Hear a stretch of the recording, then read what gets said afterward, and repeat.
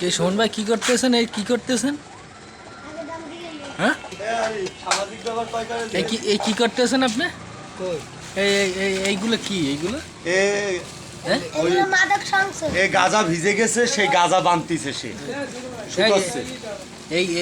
এইগুলো আসলে এগুলো ঠিক বর্তমান জমানায়? এগুলো কেমিক্যাল ও না না না না, এগুলো হচ্ছে আপনার নতুন নেশা মাদক বের হয়েছে, আইস। সেই আইসের গুঁড়ো পাউডার।